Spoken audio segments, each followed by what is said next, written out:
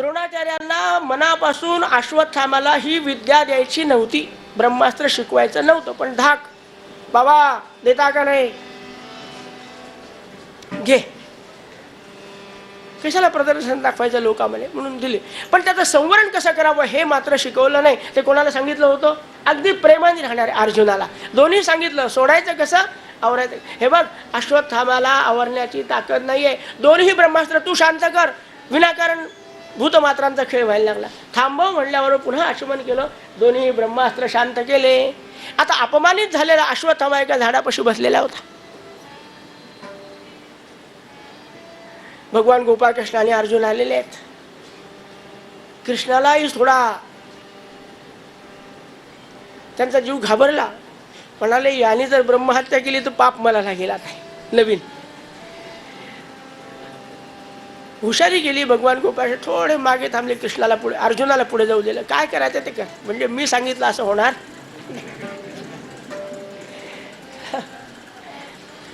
अर्जुन पुढे आला, पण अर्जुन अतिशय विवेकी हो. किती प्रसंग सांगावेत ह्या अर्जुनाच्या ह्याच्यातले. उगाच भगवंत कोणावरही प्रेम करत नाही, जीवापेक्षा जास्त. अतिशय विवेक, बस. अश्वत्थामाकडे नखशिकांत पाहायला लागला.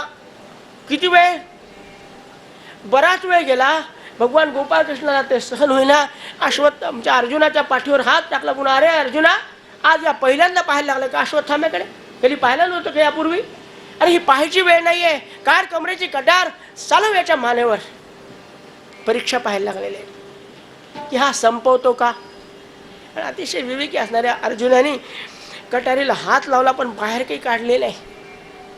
म्हणाले, देवा, मला सकृत दर्शनी पाहिल्याबरोबर वाटलं होतं की काढावी याची मान मस्त धडावरून खाली. माझ्या मुलांची कापली तशी याची कापावी. पण पुन्हा विचार आला की गुरुला किती वेळेला मारायचं. गुरुन हत्वाहि महानुभावान श्रेयो भोक्तुम भैक्ष. एकदा द्रोणाचार्य गेले, कृपाचार्य गेले, भीष्माचार्य शरपंजली पडले. किती लोकांना पुन्हा पुन्हा. ज्यांच्याकडून मी अस्त्रविद्या शिकलो ते गुरु महाराज मूर्ती रूपाने, पुत्र रूपाने माझ्यासमोर उभे आहेत. आता मारायचं नाही म्हणून माझी इच्छा होऊन नाही राहिली. अरे पण माणसाने दिलेला शब्द तर पाळला पाहिजे. कोणाला? क्या बात आहे. आपण परमभक्त दिसता आपल्या द्रौपदीचे. आईला वडिलाला दिलेला शब्द पाळला न चालेल तरी चालेल, पण द्रौपदीला काय सांगून झाला की मी शिरच्छेद करतो आणि तसा वापस जातो का? नाही देवा, तुम्ही म्हणता ते बरोबर आहे, पण माझ्यापेक्षा हा द्रौपदीचा जास्त अपराधी. हिला द्रौपदीकडे घेऊन जाऊ आणि मग द्रौपदी सांगेल ती शिक्षा घेऊ. मग काय हरकत आहे का? काय हरकत नाही. भगवंताला वाटलं तर आज माझ्या द्रौपदीची पण एक परीक्षा होऊन जाऊ दे. आज खात्री होती पूर्ण की द्रौपदी अनर्थ करणार नाही. खऱ्या अर्थाची पत्नी आहे ती. पत्नी या शब्दाचा अर्थ काय? आपल्या पतीचं कोणत्याही अवस्थेमध्ये जी पतन होऊ देत नाही तिला पत्नी म्हणतात. थोडा पती सरकायला लागला की त्याला मागे ओढायचा. अहो असं काय करतात, हे बरोबर नाही असं म्हणणारी ती पत्नी. हो,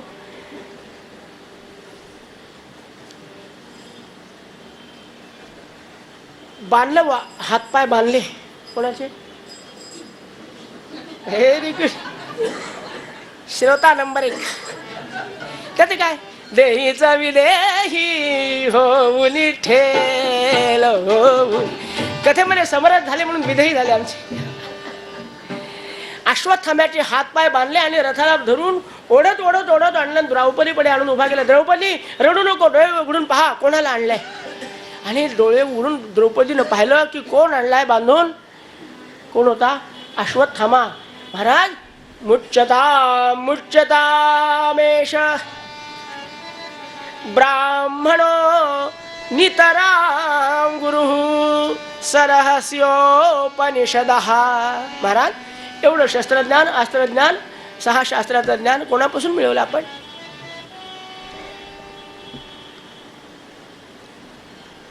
त्या ब्राह्मण पुत्राला, त्या गुरुपुत्राला आपण बांधून आणला. सोडून द्या. मुच्यताम यै कोपितैः ब्रह्मकुलम राजन्यैः अकृतात्मभिः तत्कुलं प्रहदत्याशु सानुबंधम शुचार्पितम.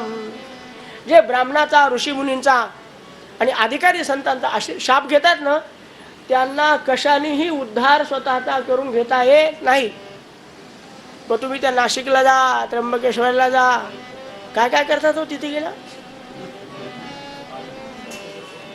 हा, नारायण बली, नाग बली,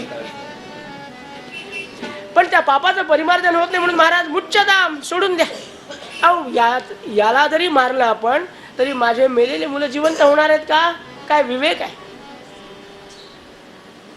आणि म्हणून तिचं नाव कशामध्ये आलंय? द्रौपदीचं.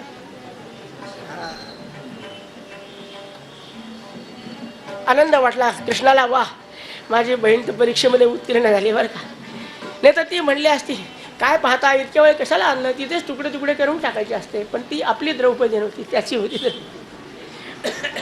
मुच्चताम, आनंद वाटला.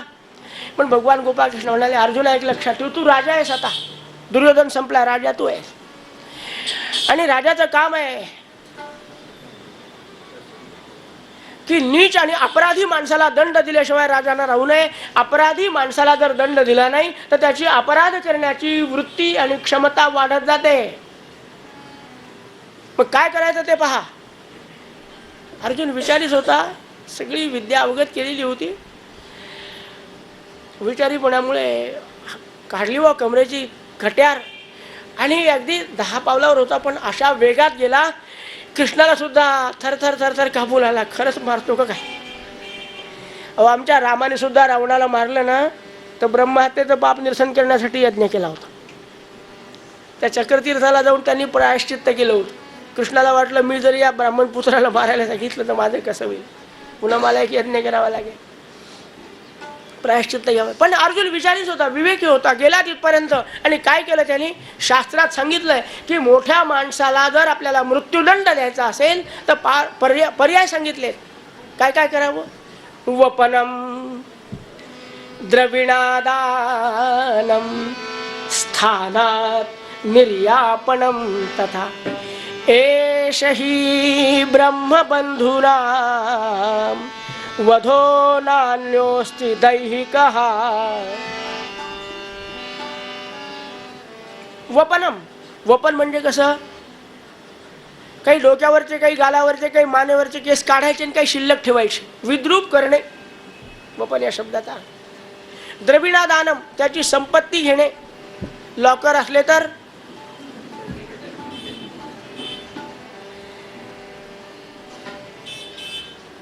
स्थाना निर्यापणम तथा, अशा ठिकाणी बदली करायची की खचितच वापस येईल. हे ब्रह्मबंधूनाम, हे शास्त्र माहीत असल्यामुळे त्यांनी काय केलं की मस्तकावरचा मणी काढला. मणी म्हणजे रत्न आहे, संपत्ती आहे, ती घेतली काढून, विद्रूप केलं त्याला आणि दिलं सोडून. अश्वत्थामा, अपमानित झालेला शत्रू कधी शांत घरी जाऊन झोपत नाही. आणि हा बलवान आहे अश्वत्थामा, सामान्य नाही महाराज. अपमान केलेला मी अर्जुना आज न उद्या तुझा बदला घेतल्याशिवाय राहणार नाही संकल्प करून निघून गेला. पण भगवान अर्जुनाला, गोपाळकृष्णाला असं वाटलं की चला अपराध न करता आमच्या अर्जुनाने योग्य ती शिक्षा दिलेली आहे, आलेले आहेत. आपल्या मुलांचा जो वर झाला होता त्यामुळे त्यांच्या शरीरावर काय संस्कार करायचे ते केलेले आहेत. आणि काही दिवस राहिले आणि भगवान गोपाळकृष्ण म्हणाले, आता धर्मराजा अर्जुना, भीमा, आता सगळं ऐश्वर मिळालं, वैभव मिळालं, कीर्ती मिळाली, हां, एक यज्ञ पण झाला, राजसूय नावाचा यज्ञ केला जो राजाने केला पाहिजे, म्हणजे सगळ्या प्रकारच्या हत्यांचं परिमार्जन होतो, तो यज्ञ झाला. आता मला घरी जाऊ दे. सगळे वाट पाहतात. सगळे म्हणजे कोण? काय संख्या होती वाट पाहणाऱ्याची, आपुलकीनं वाट पाहणाऱ्याची, 16,108. आणि भगवान गोपाळकृष्णाचं एवढं प्रेम होतं की प्रत्येकीला 10-10 मुलं झाल्याचं वर्णन भागवतात. आपल्याला संकोच बाळगायचं काही कारण नाही ऐकण्यासाठी. इतके जण वाट पाहतात. त्याविषयी सगळे मथुरेतले काय द्वारकेतले लोक वाट पाहतात. आता कार्य आटोपलेलं आहे, मला जाऊ दे. अर्जुन म्हणाला काय हरकत नाही कृष्णा, तुझं म्हणणंही बरोबर आहे. मोठा सत्कार करण्यात आला भगवान गोपाळकृष्ण. ज्याच्या बलावर आम्ही एवढा दिग्विजय मिळवला, त्या कृष्णाचा मोठा सत्कार केला आणि सर्वांनी त्यांना निरोप देण्यासाठी म्हणून सगळी तयारी झाली. रथ तयार झाला. उद्धव आणि सात्यकी हातामध्ये छत्र धारण करून बसलेले, कोणी चामर हातात घेतले आणि द्वारिकाधीश भगवान की, गोपाल कृष्ण भगवान, जय जयकार करत करत करत चालले. सर्वांचा निरोप घेत आहेत.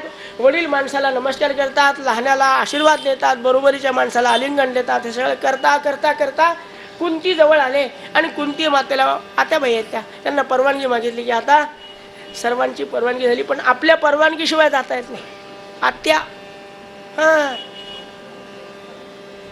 मोठं जबरदस्त व्यक्तिमत्व असतं आत्या नावाचं.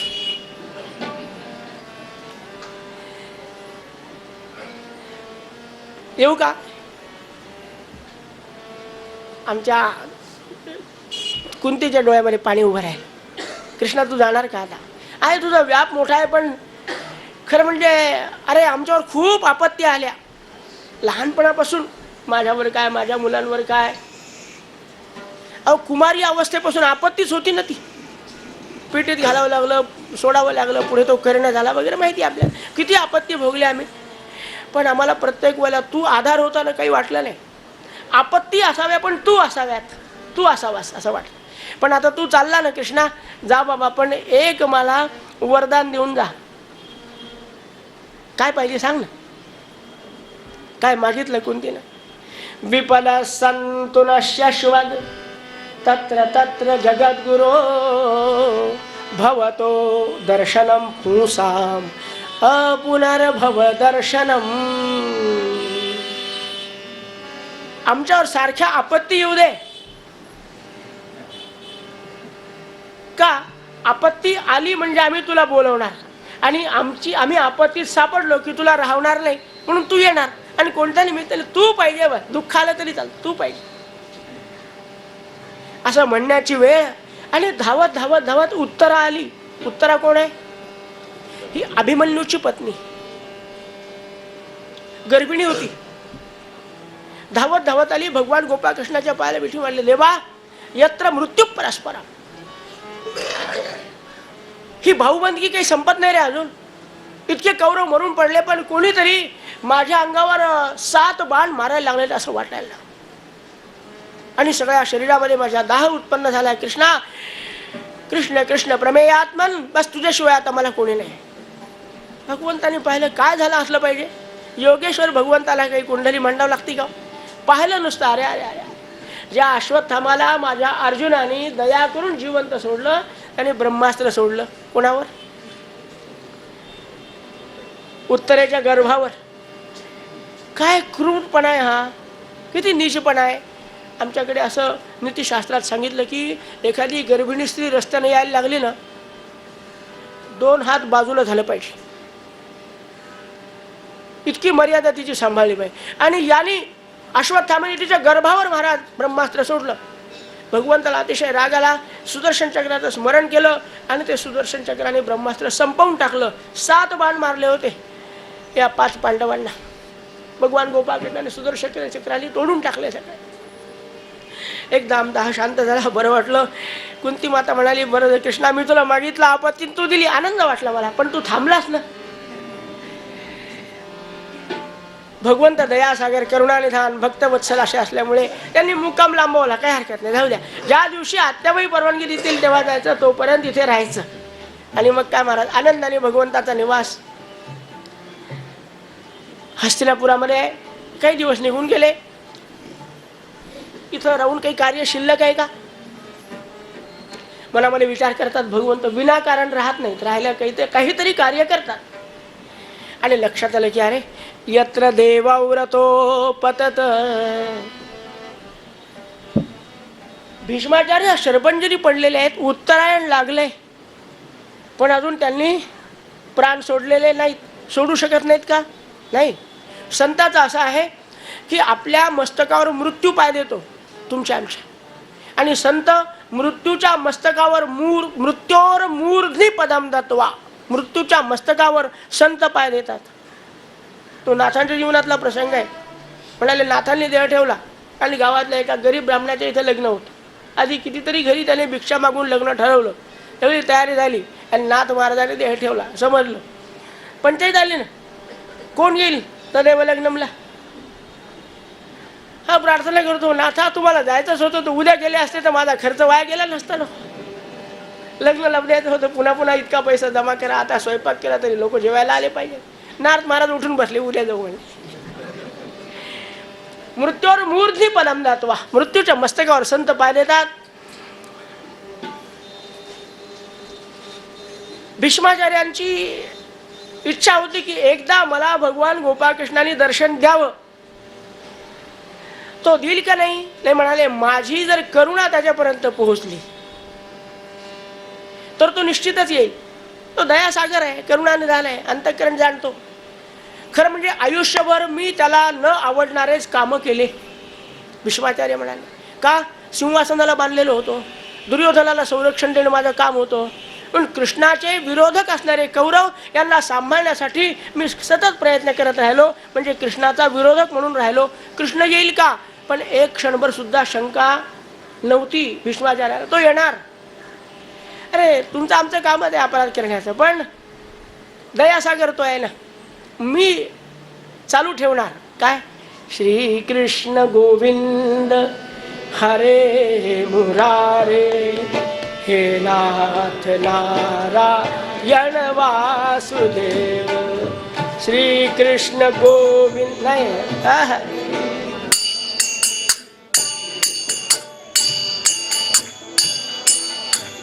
जय जय श्री कृष्ण गोविंद हरे मुरारे, हे नाथ नारायण वासुदेव.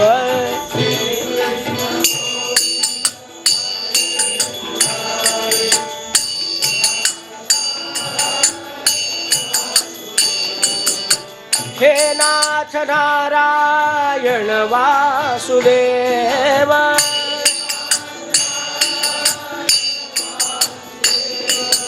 हे नाथ नारायण वासुदेव.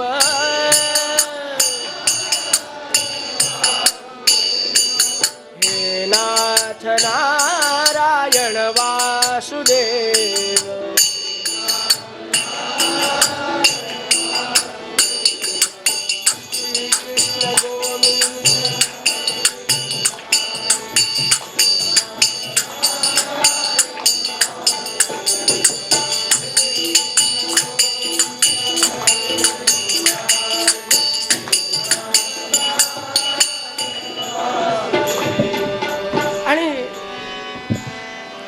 भगवान गोपाळकृष्णाला त्या संवेदना जाणवल्या की भीष्माचार्य माझी वाट पाहत आहेत. उत्तरायण लागले, किती दिवस अंत पाहायचं.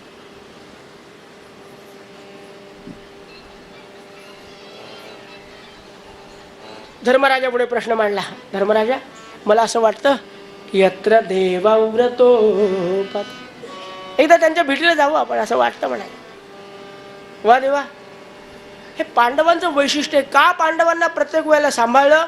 समर्थाने त्याचं उत्तर दिलं की देवाच्या इच्छेने वर्तावे, देव करील ते मानावे, मग सहजचे स्वभावे, कृपाळू देव.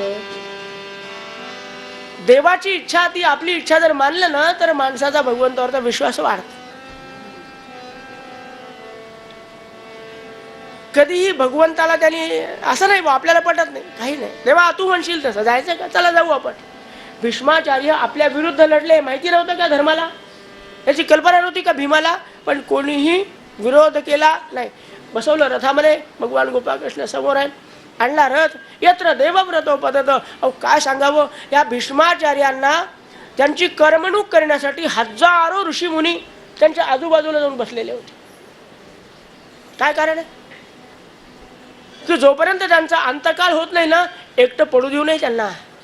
काहीतरी त्यांना कथा सांगून भगवंताच्या नामस्मरणामध्ये तल्लीन ठेवून त्यांना देहाच्या वेदना कमी झाल्या पाहिजे. लक्ष कुठेतरी दुसरीकडे वळलं की देहाकडचं कमी होतं.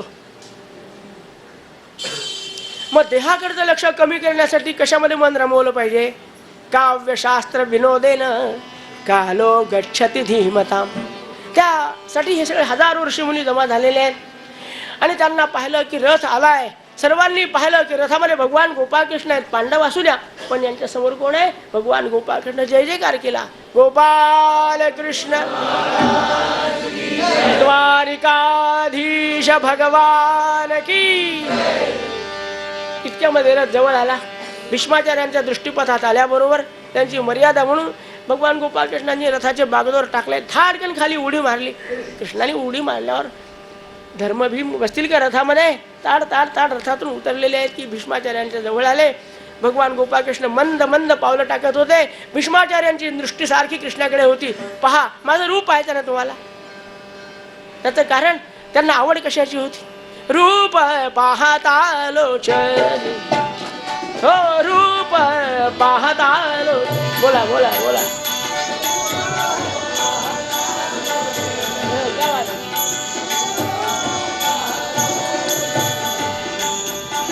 सुख झालं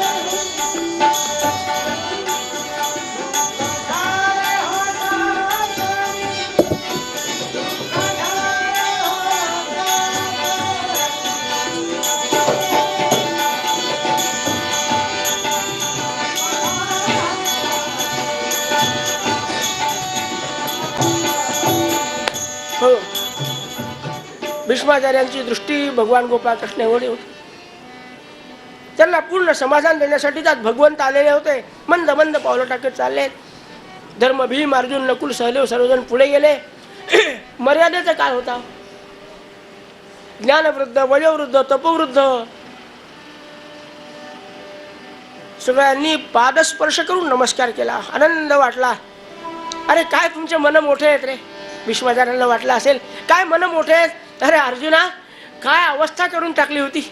रक्तवर्ण नटला पळसाचा, पार्थ सावध नसे पळसा. नखशिकांत तुला रक्तामध्ये माखून टाकलं होतं, तरीही तू माझ्या अंतकाळाच्या वेळेला आलेला आहेस. आनंद वाटला. धर्माकडे पाहिला, भीमाकडे पाहिला. वा वा. आणि तुमच्या या निष्पाप वृत्तीमुळे भगवंत तुम्हाला प्रत्येक वेळेला सांभाळत आलेला आहे. यांचं संभाषण चालू आहे, तो पण भगवान गोपाळकृष्ण आलेले आहेत.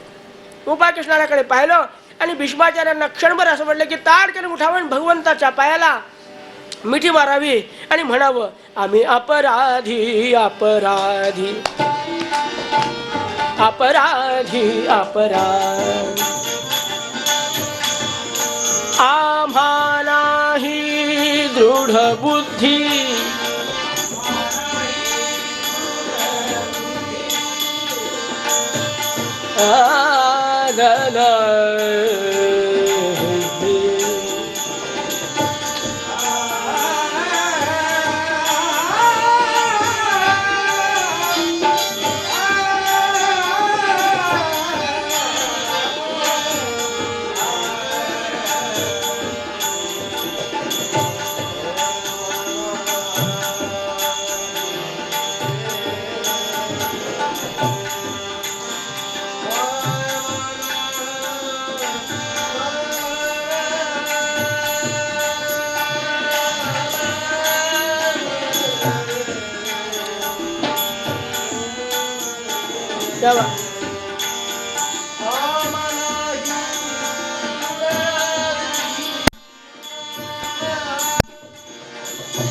दृढ बुद्धी आम्ही अपराधी अपराधी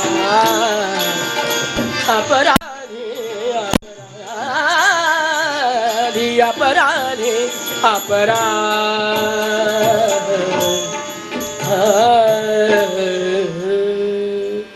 पण उठता येत नाही हो. सगळ्या अंग प्रत्यंगामध्ये बाण शिरलेले आहेत. उठता येत नाही.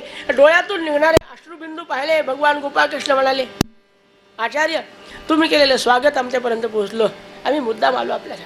आणि काय भीष्माचार्यांनी स्तुती केली हो. सुंदर 14 श्लोकांची स्तुती आहे की मी किती अपराधी आहे आणि तू दयासागर आहेस. असं म्हणतात की ती स्तुती आपण जर तिचे पाठ केलेलं तर आपल्याला अंतकाळाच्या वेळेला भगवंताचं स्मरण झाल्याशिवाय राहत नाही. आज भगवंत विरोधी पक्षाचा नेता आहे. हा कोण? भीष्माचार्य. आहे की नाही खरं. पण आज त्याच्या भेटीला आले ना भगवान गोपाळकृष्ण, काय ताकद असते माणसाच्या अर्थबलावर.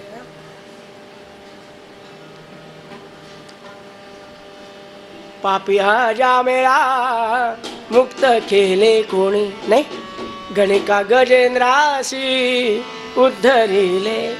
किती उदाहरण आहेत आपल्या पुढे. आर्त हाका मारता आली पाहिजे. ती भीष्माचार्यांनी मारलेली ती आग, त्यामुळे भगवान गोपाळकृष्ण आले. भीष्माचार्य स्तुती करायला लागले. म्हणले तुमची स्तुती ऐकायला वेळ नाही, 5:45 वाजलेले. पण ज्या स्तुतीनं परमेश्वर प्रसन्न व्हावा अशी ती स्तुती झालेली आहे.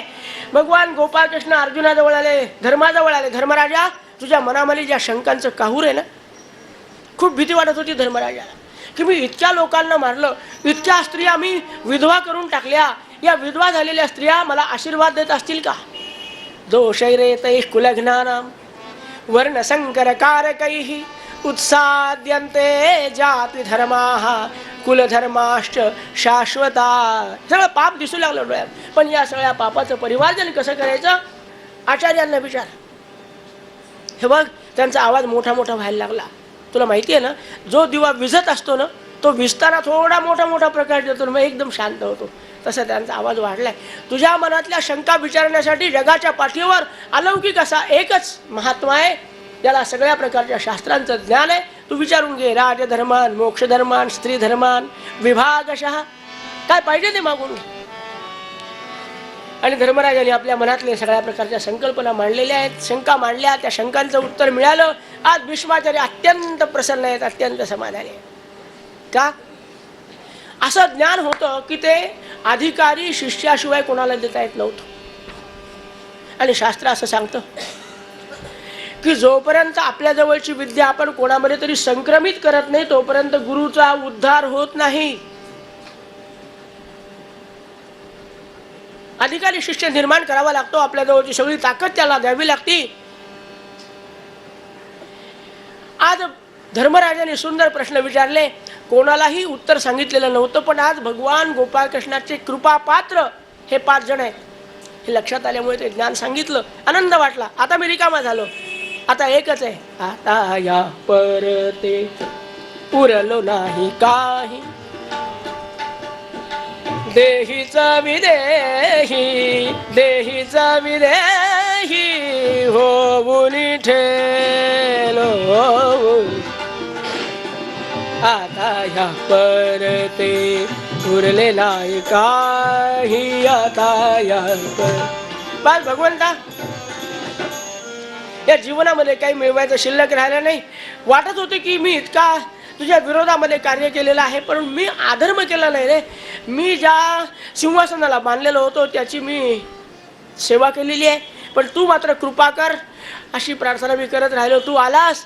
आता एकच कर देवा, थोडा वेळ राहिलाय.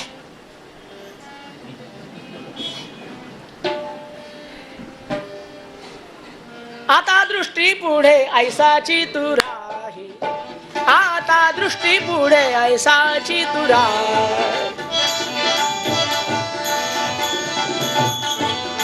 आता दृष्टी पुढे ऐसाची तू राही, राही आता दृष्टी जो मी तुझ पाही वेळो वेळा,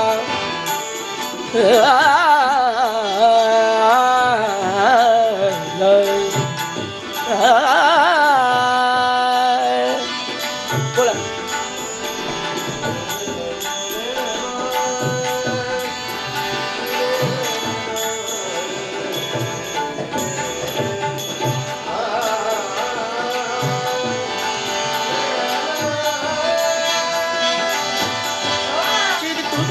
राही दृष्टी पुढे ऐसाची तू राही.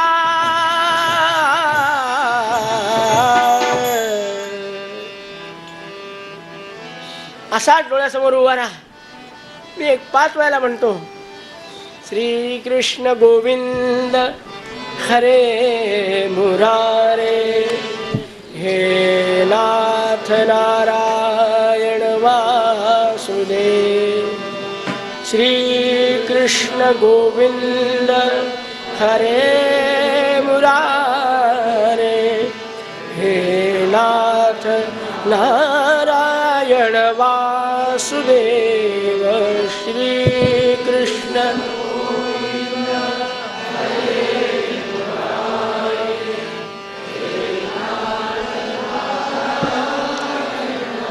गोपाल कृष्ण भगवान.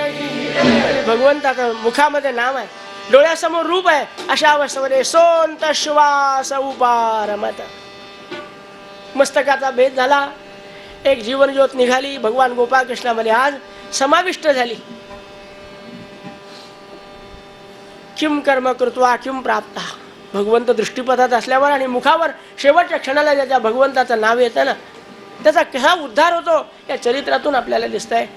भीष्माचार्यांच्या शरीरावर राजोपचार पद्धतीने अंत्यसंस्कार पांडवांना करायला लावलेले आहेत. त्यांचं पूर्ण समाधान होऊ दिलं आणि भगवान गोपाळकृष्ण पुढे रथामध्ये बसून परवानगी घेऊन काही दिवसानंतर द्वारकेला आलेले आहेत. खूप लोक वाट पाहत होते. फार सुंदर वर्णन आहे भगवंताचं स्वागत द्वारकेमध्ये कोणत्या पद्धतीने झालं, सुंदर वर्णन आहे.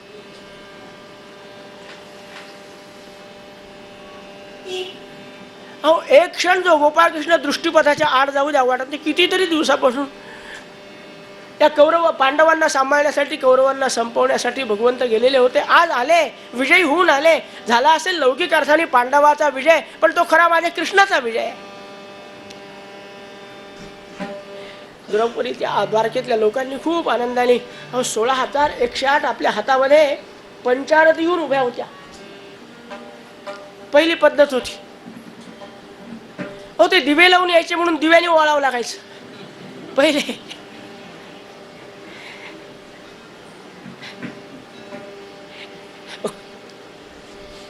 ओवाळण्यासाठी उभ्या 16,108.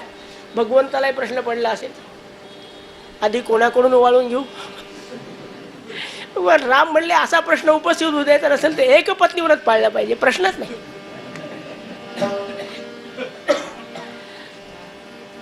पण त्या कर्तुम अकर्तुम अन्यथा कर्तुम सर्व सामर्थ्यशाली भगवान नारायणाने 16,108 रूप धारण केले आणि प्रत्येक पत्नीला त्याच वेळेला तितकंच समाधान दिलं. गोपाल कृष्ण.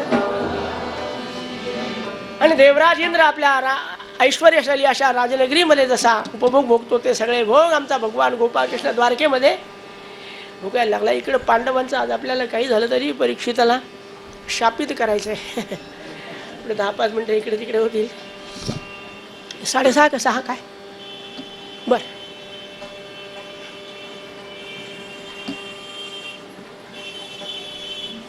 राज ऐश्वर्य मिळालेले आहे. भगवान गोपाळकृष्ण जरी द्वारकेला जाऊन पोहोचले तरी ऐश्वर्य, वैभव, कीर्ती, अलौकिक संपदा हे सगळं मिळालेलं पांडवांना. आनंदात कार्यकाळ चालला. आणि काय असतं माणसाच्या जीवनामध्ये, संकटाची परंपरा आली की एकानंतर एक एकानंतर एक एकानंतर एक असे संकट येतात.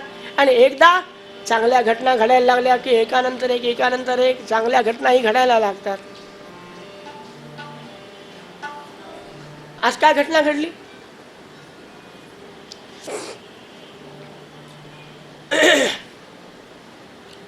उत्तराया हातो गर्भ ईशेना जीवित पुनः. ज्या उत्तरेच्या गर्भावर आमच्या अश्वत्थाम्याने ब्रह्मास्त्र सोडलं होतं, पण भगवंतानी ज्याला संरक्षण दिलं ती उत्तरा आज प्रसूत झाली. सुंदर अपत्य झाला. काय आनंद वाटला. धर्मभीम अर्जुन नकुल सहदेवाला पौत्र मुखदर्शनाचा थाटात सोहळा पार पाडलेला आहे. त्या काळात पूर्वी दशदान द्यायची पद्धत होती. भूमिदान, अश्वदान, गोदान, शय्यादान, धन्यदान वगैरे वगैरे सगळे दान दिलेले आहेत. आनंदाने कोड कौतुक करण्यामध्ये दिवस चाललेले आहेत. दिवसामागून दिवस, दिवसामागून दिवस. आज नामकरण विधीचा दिवस आहे. काय नाव ठेवायचं याचा आपसात चर्चा करायला लागले. सर्व अनुमती ठरलं की परीक्षित नाव ठेवा. परितः रक्षितः. भगवान गोपाळकृष्णाने ज्याला जन्मापासून संरक्षण दिलं, चहुदिशेनं संरक्षण दिलं, त्याचं नाव परीक्षित. नाही तर गर्भामध्ये संपला असता. ईशेनं आजीविता पुनः म्हणजे संपलेला होता, पण भगवंताने ज्याला जीवदान दिलं त्याचं नाव परीक्षित ठेवा. तो भगवान गोपाळकृष्ण त्याला पुढेही सांभाळील या अर्थानं परीक्षित नाव ठेवलेले. महाराज दान धर्म सगळा चालू आहे. हळूहळू राजा 2, 4, 8, 10, 12, 15, 18 वर्षाचा राजा परीक्षित मोठा मोठा व्हायला. यानंतर अजून एक चांगली घटना घडली. ती घटना अशी आहे की विदुर परत आले. कुठे गेले होते? यांचा अपमान केला होता दुर्योधनाने. पांडवांना राज्य द्यायचं का न द्यायचं असं जेव्हा विचार प्रणाली सुरू झाली तेव्हा आमच्या विदुर काका, विदुर मंत्री आहेत बरं का, कौरवांचे मंत्री आहेत, आणि अतिशय शुभम हितम पवित्रंच, मंत्र्यांनी सल्ला कसा द्यावा, महाभारत वाचावं, शुभम हितम पवित्रंच असा सल्ला देणारे होते. अरे धृतराष्ट्रा, याच्या नादी लागू नको. कोणाच्या? दुर्योधनाच्या. हा एक प्रकारचा साप आहे. हा साप कोणाला? अरे दुर्जन रूपी साप तर ओरिजिनल सापापेक्षा वाईट असतो. सर्पो दशती कालेन, पण दुर्जन असतो पदे पदे. हा वाईट आहे, याच्या नादी लागू नको, तुझा सर्वनाश होईल. मला सांग म्हणाले विदुर काका, बोलायला लागले, धृतराष्ट्रा मला सांग, जर पंडुराजाला राजयक्ष्मा नावाचा रोग झाला नसता तर या सिंहासनावर जिथं तू बसलेला आहे तिथं कोण असतं रे? आणि मग ही वंशपरंपरागत संपत्ती कोणाकडे गेली असती? म्हणजे मालक कोण आहे? तू त्यांना राज्य दे. दुर्योधन चिडला, म्हणाले काका, अन्न आमचं खाता आणि पांडवाकडून बोलता का? यापुढे काही बोलण्याच्या आत निघाले विदुर काका. कशाला यांचं तोंड पाहायचं म्हणाले. मी चांगलं सांगितलं यांचं कल्याण व्हावं म्हणून, पण असं शास्त्र आहे की ज्याचं मरण जवळ आलं ना त्याला औषधी घ्यावी वाटत नाही, त्याला पथ्य पाळावी वाटत नाही. म्हणून शुभम हितम पवित्र सांगितलं तरी याला ऐकावं वाटत नाही. मग जो ऐकत नाही त्याच्याजवळ थांबायचं नाही. काय केलं? विदुर काका मंत्री होते, मोठे परमवीर होते. आपल्या खांद्यावरचं धनुष्य काढलं, हस्तिनापुराच्या प्रवेशद्वाराच्या ठिकाणी ठेवलं आणि निघाले तीर्थयात्रा करण्यासाठी. आज सगळ्या तीर्थयात्रा संपवून परत आले. का? जेव्हा प्रवास क्षेत्रावर आले ना तेव्हा त्यांना समजले की आता तुम्हाला अपमानित करणारा जगाच्या पाठीवर एकही जीव शिल्लक, सगळे संपले. आता पांडवांच्या हातात राहिले. सत्य वा, ज्यांना मी अनेक दुःख भोगताना पाहिलं त्यांचं वैभव कसं भोगतात हेही पाहू. म्हणून विदुर काका आले आणि त्यांचं काय स्वागत झालं. धर्मराज, भीम, अर्जुन, नकुल, सहदेव पायावर गडगडा लोळायला लागले. काका, आता मात्र आम्हाला सोडून जाऊ नका. आम्हाला सगळं आठवतं. आम्ही अगदी लहान असताना किती आघात केले आमच्यावर. पांडव लाक्षाग्रही जाळता नाही, लाक्षात ग्रहण घालण्याचा, विषाची खीर पाजण्याचा, भीमाला विष पाजून त्या पाण्यात काय काय प्रयोग झाले महाराज, हे सगळं आम्हाला आठवतो. प्रत्येक वेळेला तुम्ही होते म्हणून आम्ही वाचलो. काका, आता तुम्हाला दुखवणारा, अपमान करणारा कोणी नाही. आता आम्हाला सोडून जाऊ नका. पक्ष छाया समेदितान कसं सांभाळलं आपण? एखादा मोठा पक्षी आपल्या पंखाखाली पिल्लांना सांभाळतो तशा प्रकारे तुम्ही आम्हाला सांभाळलेला आहे. आता आम्हाला तुमची सेवा करू द्या. रोज तुमची सेवा करणार, ठीक आहे. पण काका, फुकट नाही करणार. काय पाहिजे तुम्हाला? काही नाही. पण तुम्ही ज्या ज्या तीर्थक्षेत्रावर गेलात, ज्या ज्या संत महंताची भेट घेतली ना, त्यांनी तुम्हाला काय मार्गदर्शन केलं ते आम्हाला सांगा. संताचे संगती मनोमार्गगती आकळावा श्रीपती बास. आनंद वाटला विदुराला. एवढं राज्य मिळालं, ऐश्वर्य मिळालं, वैभव मिळालं, कीर्ती मिळाली, पण संतांचे वाक्य ऐकण्याची इच्छा आहे. आनंद आहे बरं का. मी तुमच्या इच्छेप्रमाणे सगळं सांगत जाईल. आनंदाने राहायला लागलेले आहेत. रोज अनेक कथा सांगत मैत्री ऋषीशी झालेला समागमाचं वर्णन सांगत ज्ञानाच्या अनेक गोष्टी त्यांना शिकवत बरेच दिवस निघून गेले. पण विदुरांना भीती वाटू लागली. जे दुःख मी आतापर्यंत झाकून ठेवलं ते आज न उद्या प्रकाशित होणार. आणि ती जर व्यथा यांना समजली, एकही पांडव शिल्लक राहणार नाही. कौरव राहिले नाही, पांडव राहिले नाही. मग मला तरी राहून काय करायचं? म्हणून तो प्रसंग यांच्या कानावर पडण्याच्या आत आपण निघून गेलं पाहिजे. भगवान गोपाळकृष्णाने स्वधामगमन केलेलं होतं. हे विदुराला माहिती होतं, पण पांडवांना सांगितलं नाही. त्यांना माहिती आहे की पांडवाचं कृष्णावर एवढं प्रेम आहे की कृष्ण आता आपल्यामध्ये राहिलेलं नाही. समजलं की पांडव शरीर त्याग करतील. मी त्यांना जीवनात सुख देऊ शकलो नाही, मग दुःख तरी कशाला देऊ? हा विदुरांच्या मनामध्ये विचार आहे. माहिती असून सांगितलेलं नाही. आमच्या शेजारी एक लग्न ठरलं होतं गरीबाच्या घरी. खूप बिचाऱ्यांनी तयारी केली लग्नाची. अनेक लोकांकडून मदत घेऊ. आणि जवळचा एक नातेवाईक आला. काय सांगा म्हणले, फार वाईट घडलं हो. काय घडलं? आमच्या साडभावाच्या मावस पुतण्याची सून गेली लग्नाच्या दिवशी, मुद्दा काही संबंध नाही. काही लोक असे असतात, मक्षिका व्रणमिच्छन्ति, माशी कुठं बसते? जखमेवरच बसते. त्याप्रमाणे काही लोक असे असतात की कोणाच्याही मंगल कार्यामध्ये विघ्न कसं उत्पन्न होईल हे पाहतात. पण आमच्या विदुर काकांनी मात्र घडलेला प्रसंग माहीत असून भगवान गोपाळकृष्णाच्या स्वधाम गमनाची कथा सांगितली नाही. पण आज उद्या समजणार आहे. हे समजल्यावर विदुर काका निघाले. पण मनामध्ये एक विचार आहे, मला सगळंच माहिती आहे, पण हा अजून मात्र आंधळा जसाच्या तसाच आहे. कधीच कंटाळा येत नाही. कशाचा? समर्थ म्हणाले, खादलेसी खावे वाटे अन्न. रोज सकाळी 9 वाजले की विचारायचा, हा द्रौपदी आज काय करणार? करा गाजराचा हलवा. विदुर काकाला वाटलं याला एकदा आपल्याला मार्गदर्शन करणं गरजेचं आहे. खाण्यापिण्यातच मरून जाईल एक दिवशी पलंगावर पडल्या पडल्या. हे खरं नाही. भगवान गोपाळकृष्णाचं ज्यांना दर्शन झालं ना, सज्जन असो की दुर्जन असो, त्याचा उद्धार व्हायला पाहिजे. मग त्याला मार्गदर्शन करणं गरजेचं आहे. म्हणून विदुर काका त्याच्या खोलीमध्ये गेले, महालामध्ये गेले. कोणाच्या? हां. आणि त्याला सांगितलं की महाराज किती दिवस थांबणार? कुठे? पृथ्वी तलावर. तो ठेवेल, तो ठेवायचा विचार नाही. कधी विचार केलाय का की मला मरण स्वीकारावं लागणार आहे? काय पांडव सेवा करतात तर तुम्ही सेवा घेता? अहो, सेवा घ्यायची लायकी आहे का तुमची? लाईन गेली तर तुम्हाला पंख्याने वारा घालतात. विदुर सांगायला लागले, पंख्याने वारा घाल, गोड वाटतं तुम्हाला, आणि तुम्ही त्यांना लाक्षागृहात जायला. महाराज, जास्त मोहाला बळी पडू नये माणसाला. चला माझ्याबरोबर अरण्यामध्ये, तुम्हाला कल्पना नाही पण भगवान गोपाळकृष्णाने स्वधाम गमन केलं. ही वार्ता जर पांडवाला समजली, पांडवही राहणार नाही. तुमचे कौरव तर शिल्लक नाही, पण आमचे पांडवही जातील. मग तुम्हाला खाऊ घालायला कोण आहे? बदावाचा शिरा. चला माझ्याबरोबर. वनम गतो यद हरिमा आश्रय येतो. आणि मध्यरात्री उचललं कोणाला? धृतराष्ट्राला. अरण्यामध्ये घेऊन गेले. पण गांधारी मात्र खरी पतिव्रता. काय तिच्या पतिव्रताचं वर्णन?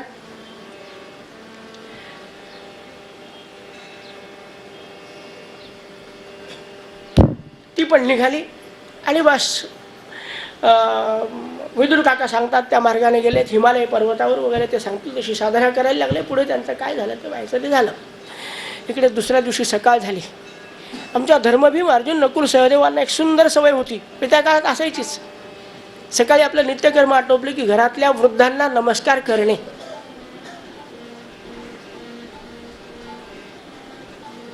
जिवंत असलेल्या आणि नसलेल्या सुद्धा त्यांच्या प्रतिमांना नमस्कार करून त्यांचा आशीर्वाद घेणे ही आमची परंपरा आहे. जेव्हा विदुर काकाच्या महालामध्ये आले, आज काका दिसत नाहीत, कुठे गेले? वा धृतराष्ट्राच्या महालात आले. धृतराष्ट्र नाही, गांधारी नाही, कुठे गेली ही मंडळी सगळी? सगळीकडे शोध घेतला. वाईट वाटायला लागलं. इतक्यामध्ये नारद महाराज आले. नारदांना एक दिव्य दृष्टी. महाराज योग्य स्थळी योग्य वेळी निमंत्रण न करता आपोआप जाऊन उतरतात आणि त्यांचे संकट दूर करतात. आले नारद महाराज. आपणही आपल्याकडे एखाद्या वेळेला अचानक आलेल्या माणसाला म्हणतो, अगदी नारदासारखे आलात, फक्त कळ लावू नका.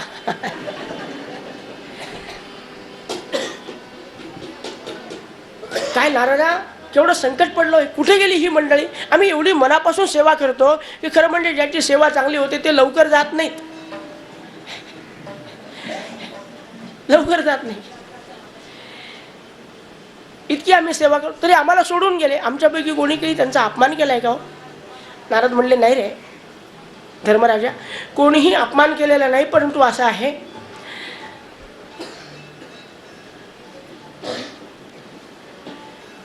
उद्धरेद आत्मनात्मानम नात्मानम अवसादय. प्रत्येकाने आपला आपला उद्धार केला पाहिजे. विदुर काकांना वाटलं असेल की ते किती दिवस तुमच्याबरोबर जेवायचं, खायचं, झोपायचं, बसायचं, उठायचं, ते मानवदेह तितक्यासाठी नाही आहे. त्या परमेश्वराला जाणण्यासाठी काहीतरी साधना केली पाहिजे. गेलेले आहेत, धृतराष्ट्राला बरोबर घेऊन गेले आणि तुला सांगतो आद्यते पंचमे हानी. आजपासून 5व्या दिवशी धृतराष्ट्राचा देह हिमालय पर्वतावर पडणार. आणि गांधारी महान पतिव्रता असल्यामुळे पतीनाम अनपेक्षता, आपल्या पतीच्या बरोबर ती अनुगमन करणार, अग्नी प्रवेश करणार. आणि विदुर काका अनेक तीर्थांचं परिभ्रमण करत करत करत शेवटी प्रभास क्षेत्राच्या ठिकाणी येणार आणि मग आपला देहत्याग करणार. हे ठरलेलं आहे सगळं. तू फार जवळचा प्रेमाचा आणि तू दुःखी राहू नयेस म्हणून तुला हे सगळं सांगितलं. अशा गोष्टी सांगत नसतात, पण त्यांची गतम न शोचहा, त्यांची चिंता करू नको, हे सगळं सांगितलं. पण काय आमचा धर्मराज काळजी करायला लागला. त्याचं कारण असं झालं की आपल्या नगरामध्ये राहणाऱ्या लोकांच्या वृत्तीतला फरक त्याच्या लक्षात येऊ लागला. हस्तिनापुरामध्ये राहणारे, आजूबाजूला राहणाऱ्या लोकांच्या वृत्तीत खूप फरक व्हायला लागला. पापवृत्तीकडे वळायला लागलेले सगळे. असं का घडतं ते जेव्हा विचार केला तेव्हा समजलं की कलीचा प्रारंभ होणार. आणि म्हणून चांगल्या घरामधले लोक एकमेकाच्या विरुद्ध वागायला लागलेले आहेत. आपण कोणत्या घराण्यात जन्माला आलो, कसं वागलं पाहिजे याचा विचार सोडून वागायला लागलेले आहेत. अधर्म करायला लागले, अनिती करायला लागलेले, अयोग्य मार्गाने पैसा कमवायला लागले, वाईट वाटायला लागलं. पण अशा या भयावह अवस्थेमध्ये नीती सोडणं म्हणजे भीती आहे. अशा भयावह अवस्थेमध्ये माझा अर्जुन अजून आलेला नाही. कुठे गेलाय? कृष्णाची आठवण झाली की अर्जुन उठायचा की द्वारकेला जाय, उठायचा की द्वारकेला. असा द्वारकेला गेलेला अर्जुन अजून आला नाही. अर्जुन लवकर आला पाहिजे. आता माझं मन जास्त हळवं व्हायला लागलेलं आहे. इकडे एक दिवशी अर्जुन आला, असं मनामध्ये विचार चालू असताना अर्जुन आला. त्याचे बागदोर बाहेर फेकले. धावत धावत आला की धर्मराजाच्या पायावर डोकं ठेवून नमस्कार केला. आनंद वाटला. अरे अर्जुना, तुझी सारखी वाट पाहत होतो बाबा, केव्हा येशील केव्हा नाही, केव्हा येशील केव्हा नाही. आला, फार बरं झालं बरं का. अरे तू असला की आधार वाटतो रे जीवाला. कसं काय द्वारकेमधलं वातावरण? भगवान गोपाळकृष्ण कसे आहेत, रुक्मिणी वहिनी, सत्यभामादेवी, लागण्याची ती भद्रा वगैरे वगैरे. अरे प्रद्युम्न काय म्हणतो बरं, अनिरुद्धाचं काय चाललं? इतके प्रश्न विचारायला लागले धर्मराज. असं होतं पा. आणि ज्यांना प्रश्न विचारायची सवय असते ना, उत्तराची अपेक्षा न ठेवता प्रश्नाचा भडीमार चालू ठेवतात.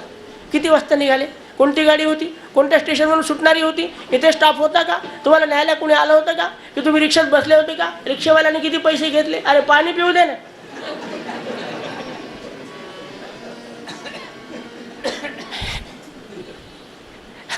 असा एक मनुष्य होता आमच्याजवळ, मला त्याचा अनुभव म्हणून सांगतो. तो आला की प्रश्नचिन्ह आलं असं वाटायचं. आता काय काय विचारतो काय काय.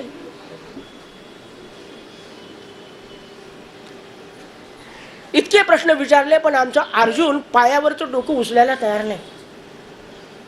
आणि त्या उष्ण असणाऱ्या अश्रुधारांमुळे धर्मराजाच्या लक्षात आलं, अरे माझ्या पायावर गरम अश्रू पडायला लागले. आनंद अश्रू थंड असतात पहा, आणि दुःखाश्रू असतात ना, विरहाश्रू जे असतात ते उष्ण असतात. अनुभव घेऊन पहा.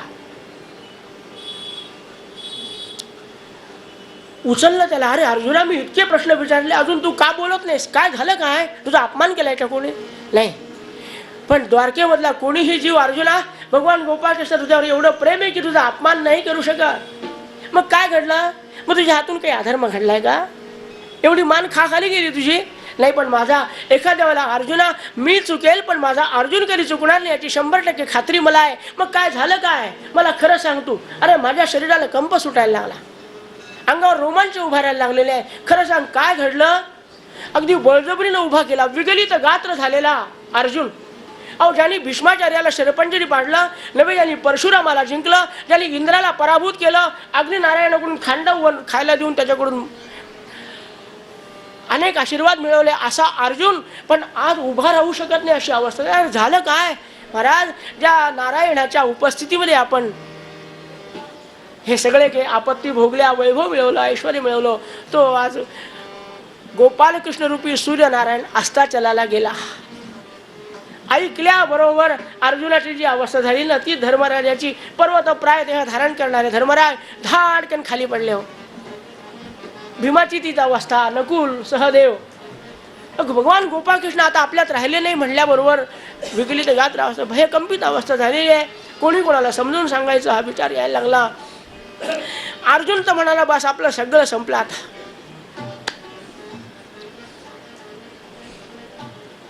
एका क्षणामध्ये सगळे अगदी विगलित गात्र झालेले आहेत. काय कृष्णावर प्रेम असावं. सगळ्यांचा भाव काय होता कृष्णाच्या बाबतीत, संबंध सोडून द्या, भाव काय होता. कृष्ण माझी माता, कृष्ण माझा पिता, कृष्ण माझी माता, कृष्ण माझा पिता, कृष्ण माझी. बोला.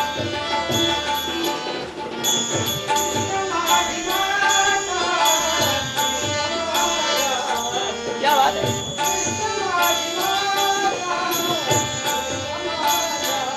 बहीण बंधू चुलता,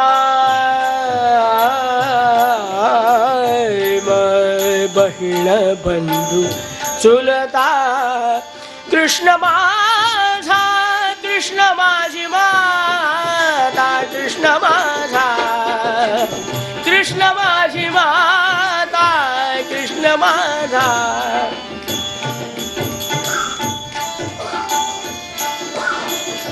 कृष्ण माझा गुरु,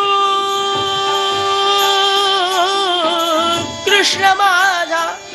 हा भाव भगवान गोपाळ कृष्णाकडे पाहण्याचा होता. विकलित गात्र झाले. धर्मराज उठले, म्हणाले बस परीक्षिता, बोलावलं परीक्षित, सिंहासनावर बसवलं. आता राज्य सांभाळ, तुला जास्त काही सांगायचं काम नाही. नीती धर्माचे पाठ दिलेले आहेत. पण ज्या कृष्णाने आम्हाला आतापर्यंत सांभाळलं, किती आपत्ती आल्या ऐकून माहिती आहे ना तुला राजा परीक्षित आहे.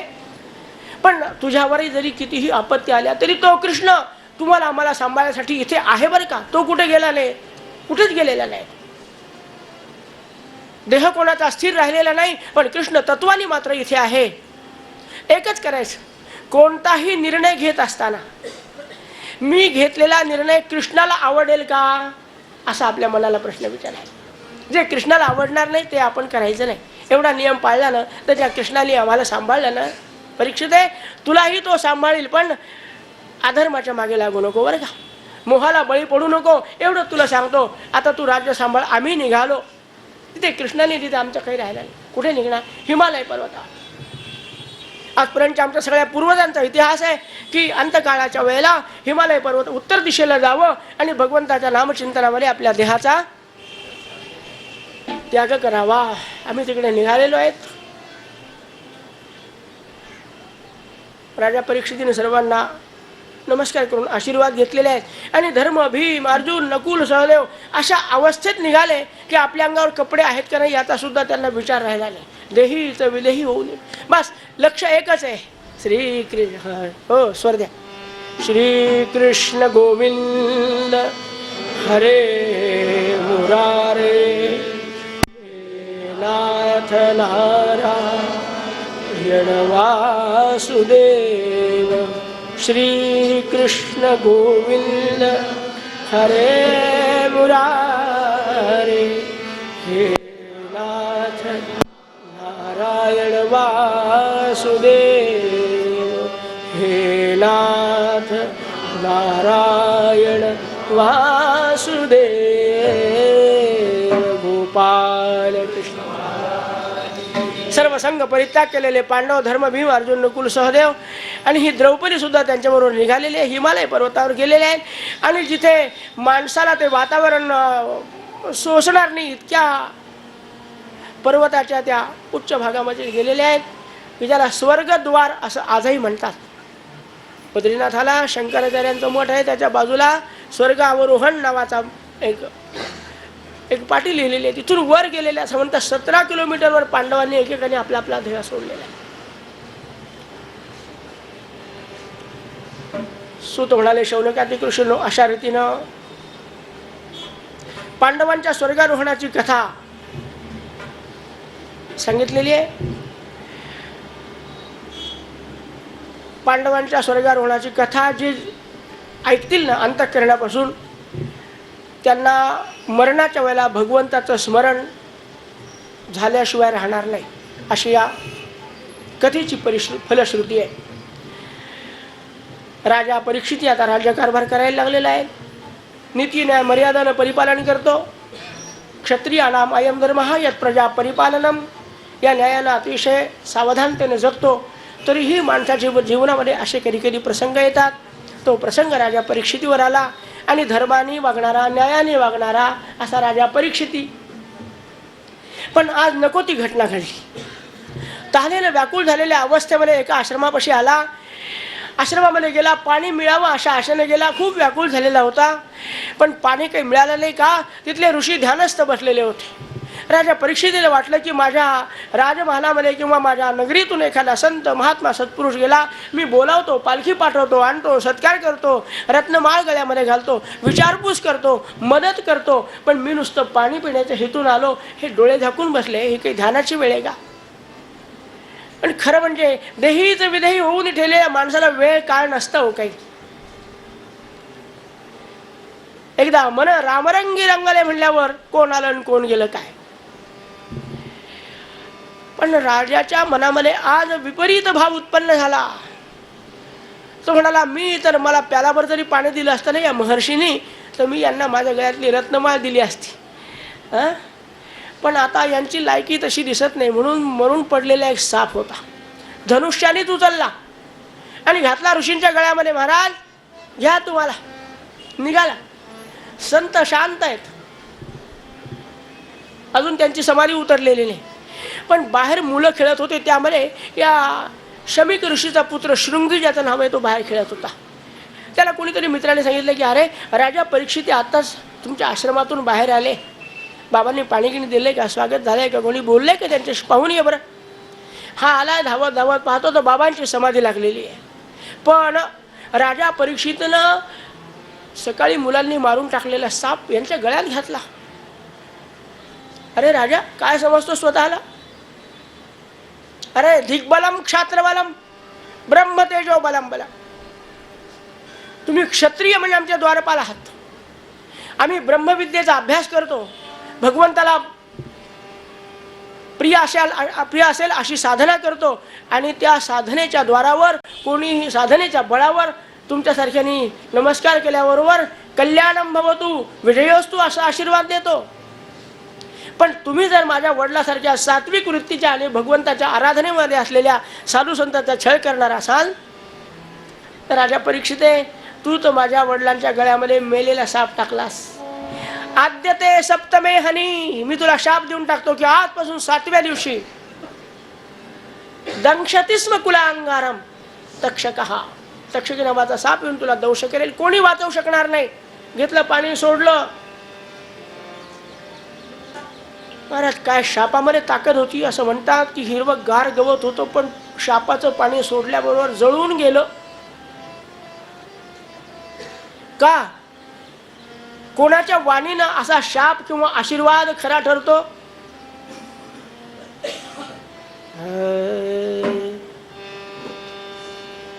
वेळ खूप झाला, जाऊ द्या. पण ज्याची वाणी रंगली रामनामे, त्याच्या वाणीमध्ये ताकद असते महाराज. आणि अशी ताकद या शृंगी बालकामध्ये, लहान बालक आहे पण तपपूत जीवन जगलेलं आहे. शाप दिला, रडायला लागला. आपल्या बाबांचा अपमान. अरे माझे बाबा कोणाच्या आधेले मधेले शांत भगवंताचं नामस्मरण करतात, तरी अपमान. काय वडिलांवर प्रेम असलं पाहिजे. याच्या रडल्यामुळे समाधी मोडली. अरे बाळा, काय रडतोस बाबा? कोणी मारलं का? मित्राने मारलं? नाही बाबा, माझं सगळं चांगलं आहे, तुमच्याकडेच पहा. त्यांनी पाहिलं, अरे काय नाही, माझी तब्येत छान आहे. अहो चांगली काय आहे, तुमच्या गळ्यात पहा. अरे हा साप, मेलेला साप आहे. वरून पडला असेल, आपण झोपडीत राहतो ना, झोपडीतून पडला. बाबा किती शोभे, तुम्ही शांत आहात हो, पडलेला नाही आहे. हा त्या राजा परीक्षेने तुमच्या गळ्यामध्ये साप घातलेला आहे. अरे त्या राजाला की नाही कोणाचाही सत्कार करायची सवय, त्याला हार सापडला नसेल, त्यांनी हा घातला. पण तू शाप गिफ्ट दिला नाही ना. बाबा मी तर शाप दिला. काय शाप दिला? आद्यते सप्तमे हनी, आजपासून 7व्या दिवशी. अरे अरे आपल्यासारख्यांनी साधना करावी, नामस्मरण करावं आणि त्या साधनेच्या जोरावर आशीर्वाद काय द्यावा? सर्वेपि सुखिनः सन्तु सन्तु सर्वे निरामयाः सर्वे भद्राणि पश्यन्तु मा कश्चित् दुःखमाप्नुयात्. आपल्या वाणीनं कोणाला संपवण्याचा मनामध्ये विचार येता कामा नये. जा, तू अपरिपक्व अवस्थेमध्ये आहे, पण तुझा शाप खोटा ठरणार नाही. पण वाणी पवित्र करण्यासाठी नामस्मरण कर. जा, अनुष्ठानाला लाग. काय संताचं हृदय असतं.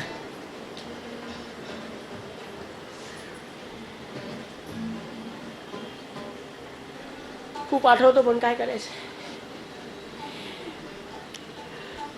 अतिशय प्रेमाने भरलेलं ते संत हृदय. काय करावं. ज्या राजाने मेलेला साप गळ्यात घातला त्या राजाविषयी भगवंताची प्रार्थना घातली की देवा, आता परीक्षिती 7 दिवसात संपणार आहे, पण त्याला योग्य मार्गदर्शन करणाऱ्या सद्गुरूची भेट करून दे. जोपर्यंत जीवाला सद्गुरूची भेट होत नाही ना, सद्गुरु वाचोनी सापडे ना सोय. सद्गुरु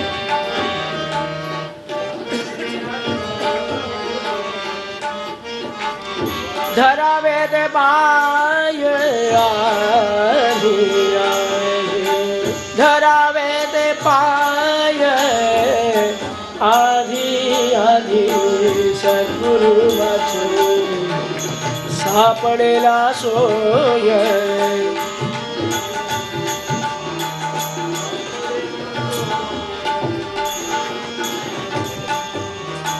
आपणा सारिखे करीती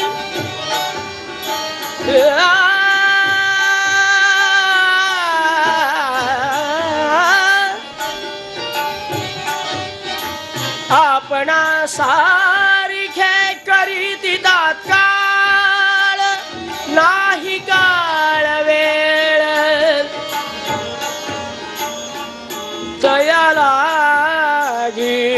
तयाला गे सद्गुरु वाचोनी सापडे.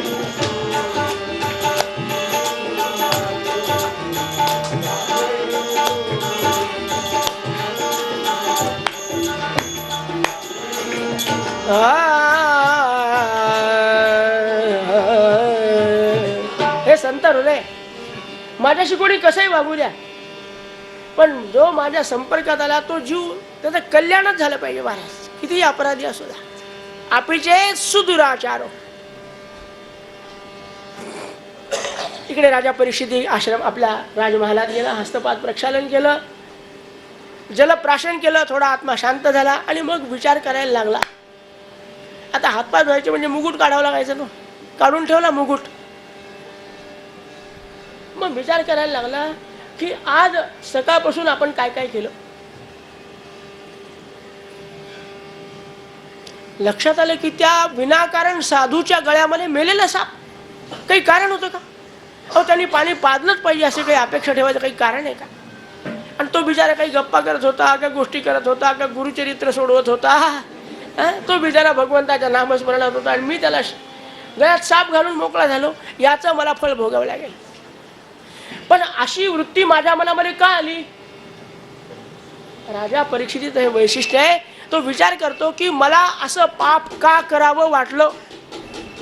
जो कधी नवत पाप करतो ना त्याच्या मनात असा विचार येतो. जो क्षणोक्षणी करतो त्याला विचार येतो कधी नवत पाप घडलं होतं, विचार करायला का. आणि मग लक्षात आलं की दुष्टाने वापरलेला मुकुट आज मी माझ्या मस्तकावर घातला. दुष्टांचा अप्रत्यक्ष सहवास सुद्धा जीवाची कशी माती करतो बा. अरे अरे चांगले माझ्या वंश परंपरागत आलेले रत्नमुकुट होते ना, पण त्या दुष्टाच्या लुटीमध्ये पण त्या वासना त्या मुकुटाबरोबर माझ्या मस्तकामध्ये प्रविष्ट झाल्या. दुष्टानाम अति पाप भावित धियाम संगम यदाचेत भवेत.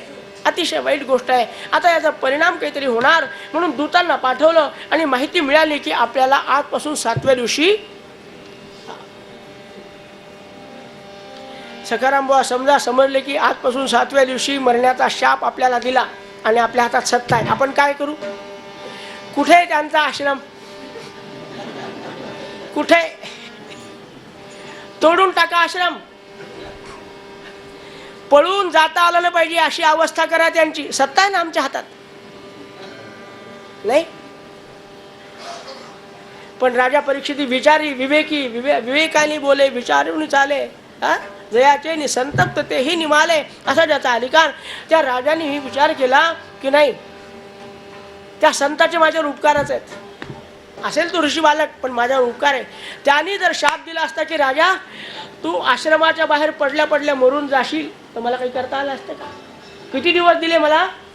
7 दिवस दिलेले आहेत. आता आजपर्यंत जे करत आलो ते न करता आजपर्यंत जे केलंच नाही तेवढंच करायचं. किती दिवसात? 7 दिवसात. म्हणून एका क्षणामध्ये सर्व संघ परित्याग. मुलं 4 आहेत त्याला. जन्मेजय मोठा पुत्र मुलाचं नाव आहे. 4 मुलांना संपत्ती, राज्य, ऐश्वर्य वाटून दिलं. आपल्या आजोबाने जे सांगितलं ते विचार संक्रमित केले आपल्या मुलांमध्ये. मी निघालो म्हणाले, आणि माझ्या मागे कोणी येऊ नका. कुठे गेले राजा परीक्षिती? महाराज, गंगा पापम. ज्यांना शाप लागला ना ते गंगेच्या स्पर्शाशिवाय कशानेही त्यांचा उद्धार होत. भगीरथाचं चरित्र आपल्याला ऐकायचं आहे, सगळं चरित्र ऐकायचं आहे. तितक्यासाठी गंगा खाली आली म्हणून भागीरथी नाव पडलं महाराज. तर आपण त्या गंगेचं स्नान करायचं, त्रिकाल स्नान करायचं आणि तिची प्रार्थना करायची की मला काही देऊ नको, पण माझ्या भगवान गोपाळ कृष्णाला न आवडणारे कर्म माझ्याकडून घडलेलं आहे, त्या अपराधाची क्षमा करण्याची बुद्धी कृष्णाला होऊ दे.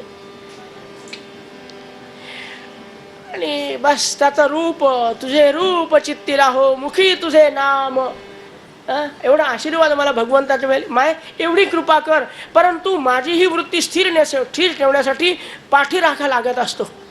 तो कोण असतो? सद्गुरु सारिखा असता पाठीराखा, इतरांचा लेखा कोण. मग राजयाची कांता काय भीक मागे, मनाची आजोगे सिद्धी पावे, मनाची आजोगे सिद्धी. मग त्या सद्गुरूची कृपा मला आधी भेट होऊ दे, मग कृपा. अहो, त्रिकाल स्नान करणाऱ्या राजा गंगा मातेला एकच प्रार्थना करतो, माय सद्गुरूची भेट मिळवून दे. काय गंगेला आनंद वाटला. आणि गंगा मातेनं परमेश्वराची प्रार्थना केली की परमेश्वरा, या परीक्षितीचा उद्धार करणारे सद्गुरू पाठव. राजा परीक्षिती त्या वटवृक्षाखाली आलेले आहेत. गंगेचं स्नान करायचं, वटवृक्षाखाली बसायचं आणि श्रीकृष्ण गोविंद हरे असा जप करत बसायचे. ही ज्या ज्या ऋषींना माहिती झाली, सगळे ऋषी हजारोच्या संख्येमध्ये येऊन बसलेले आहेत. आमच्या राजा परीक्षितीने डोळे उघडून पाहिलं, बापरे, मी एका ऋषींना त्रास दिला, त्यांचा अपमान केला, पण हे सगळे ऋषी किती उदार मनाचे आहेत की माझा उद्धार करण्यासाठी ते आलेले आहे. सर्वांना नमस्कार केला. महाराज, साष्टांगम प्रणित. सद्गुरू रूपामध्ये आपल्याला सर्वांना नमस्कार करतो. मला वेळ फार कमी आहे. नाही, मला नाही, राजा परीक्षिती सांगतोय. मला वेळ कमी असल्यामुळे केवळ 7 दिवसामध्ये माझा उद्धार होईल असं काही आपण सांगा. 7च दिवस राहिले बरं का, काहीतरी सांगा. अत्रि वसिष्ठश्च वनश्च गौतमो मेधा तिथिर देवला देव रातव. अत्रि नावाचे, गौतम नावाचे, भरद्वाज नावाचे, जमदग्नी नावाचे ऋषी एकमेकाकडे पाहतात, पण सर्वांना माहिती आहे आम्ही गुरु असलो तरी सद्गुरू एकच आहे. मोक्षदाता गुरु वेगळाची. प्रत्येकाने सांगावं. जसं आपले महाराज गुरुच्या शोधासाठी बाहेर फिरता फिरता कुठपर्यंत गेले. हो, आबूचा पहाड काय, हिमालय काय, नैमिषारण्य काय, प्रत्येकाने सांगायचं नाही तुझे गुरु वेगळे आहेत, योग्य वेळ आली म्हणजे भेटतील. राजा परीक्षितीला तुझे गुरु येणार, तुझं सतत नामस्मरण चालू आहे. सद्गुरुनाथ माझे आई म्हणला.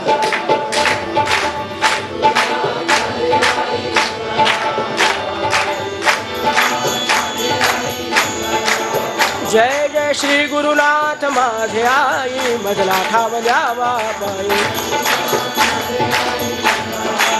सद्गुरुनाथ महाराज की. आर्त स्वराने सद्गुरूंचं आवाहन करायला लागले. आणि मग काय महाराज इतक्यामध्ये आले. तत्र 16 वार्षिक तनु. वयाला केवळ 16वं वर्ष लागलेलं आहे. निजलाभपूर्ण संतुष्ट ज्यांचा चेहरा आहे, प्रसन्न मुखचंद्रमा आहे, कुरळ्या कुरळ्या केसांचा कलाप आहे, कमलाप्रमाणे विशाल लोचन आहे, दुधार ज्यांचं वक्षस्थळ आहे, पिळदार ज्यांचे दंड आहे आणि ब्रह्म असं दृष्टीमध्ये साठवल्या गेलेले आहे, शांत निर्विकार अशा अवस्थेमध्ये मंद मंद पावलं टाकीत यायला लागलेले आहेत.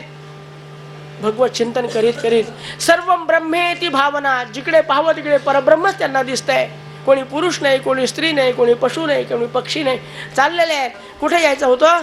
भगवंताने प्रेरणा केली होती की जो अतिशय आर्त अवस्थेमध्ये जाऊन बसलेला राजा परीक्षिती आहे त्याला मार्गदर्शन कर म्हणून निघालेले आहे. आणि राजा परीक्षितीच्या ज्या झाडाखाली बसलेले होते त्याच मार्गाने शुकदेव येत असताना सगळ्या ऋषीमुनींनी पाहिलं. ऋषीमुनींना त्यांचा अधिकार माहिती होता की वयाने लहान आहे पण कीर्तीनं महान आहे, म्हणून सर्वजण उठून उभा राहिले. शुकदेव भगवान की, शुकदेव भगवान, शुकदेव भगवान. कृपार्द्र दृष्टी टाकीत टाकीत आलेत राजा परीक्षितेकडे. ज्या अर्थी हजारो वर्षाचे ऋषीमुनी धाड धाड धाड साष्टांग नमस्कार घालतात त्या अर्थी माझ्या कल्याणासाठी भगवंतांनी नव्हे माझ्या कृष्णाने पाठवलेले असले पाहिजे. मग मी काय केलं पाहिजे? साष्टांगम प्रणिपत्य. महाराज पायाला घट्ट मिठी वाढली, साष्टांग नमस्कार केला. डोळ्यातून निघणाऱ्या अश्रुपातानी शुकदेवांचे पाय घट्ट धरलेले आहेत. महाराज वेळ फार कमी आहे. 7 दिवसामध्ये मला बस त्याची एकदा तरी भेट व्हावी असं वाटतं. मी फार अपराधी आहे. मी शब्द दिला होता की तुझ्या इच्छेविरुद्ध वागणार नाही, परंतु आज मी वागला गेलो तेव्हा मला त्यांनी क्षमा केली पाहिजे. आणि मग एकदा त्यांनी क्षमा केली, दर्शन झालं म्हटल्यानंतर एक कोणती ना कोणती मिळणार. काय? सलोकता, समीपता, स्वरूपता, सायुज्यता, एक कोणती तरी मला निश्चित मिळणार. दर्शन करी भगवंताचं वाया जात नाही. आणि तेवढी कृपा आपण करा असं म्हणून शुकाचार्याचे पाय घट्ट धरले. शुकाचार्य म्हणाले, राजा आता घाबरू नको. तू सद्गुरूजवळ बसला ना, बस मी तुला उद्यापासून सांगायला प्रारंभ करील, तू ऐकायचा प्रारंभ कर. आता शुकाचार्य राजा परीक्षितीला काय काय मार्गदर्शन करणार आहे आणि राजा परीक्षिती शुकदेवांना काय काय प्रश्न विचारणार आहेत ते महाराजांच्या कृपेने उद्याच्या सत्रामध्ये आपल्याला पाहायचे. उद्याचे सत्र ठीक 9 वाजता सुरू होईल, 9 ते 11:30. मी सकाळी सांगितलं की आज विशिष्ट कार्य असल्यामुळे थोडा वेळ लागलेला आहे, पण उद्या ठीक 9 वाजता कथेला प्रारंभ होईल. तेव्हा आपण या आणि या शुक परीक्षिती संवाद ऐकण्यासाठी आपण सर्वजण आनंदाने संवाद पद्धतीप्रमाणे 1-2 मिनिट भजन करू. एक माळ जप होईल आणि मग आरती होईल. नैवेद्य दाखवून आरती. बोलो राधे श्याम श्याम, बोलो सीताराम राम,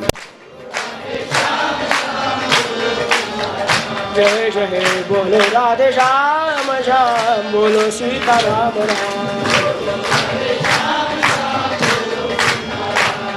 बोलो राधे श्याम श्याम, बोलो सीताराम राम,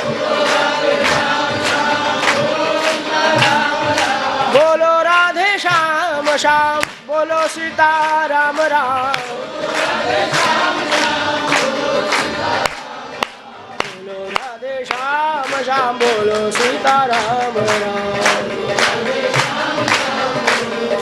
जय जय जय बोलो राधे श्याम श्याम, बोलो सीताराम राम, बोलो राधे श्याम श्याम, बोलो सीताराम राम.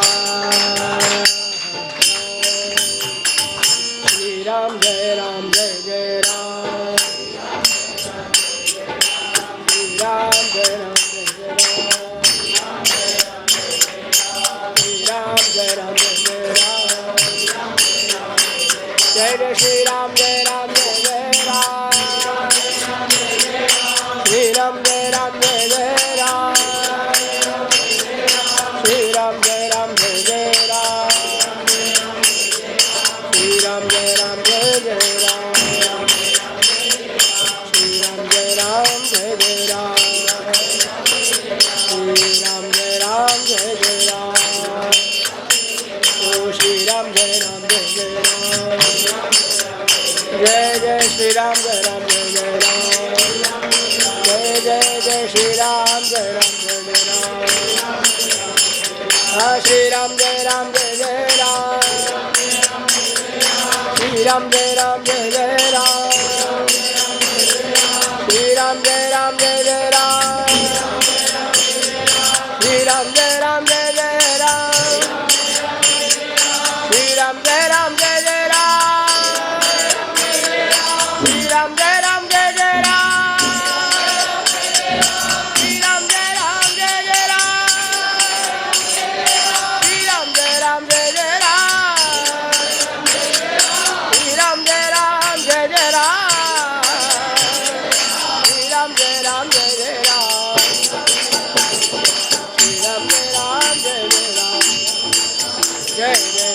जय राम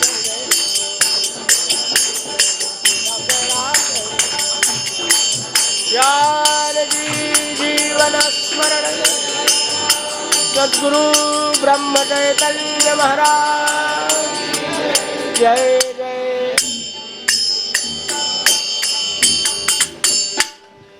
नैवेद्य दाखव हो देतो तर आरती करते हो आधी आजच्या दिवस आधी गणपतीची म्हणून भागवताची म्हणून आणि महाराजाची बस तीनच अर्था सुख करता दुःख हरता वार्ता विघ्नाची पुरवी पुरवी प्रेम कृपा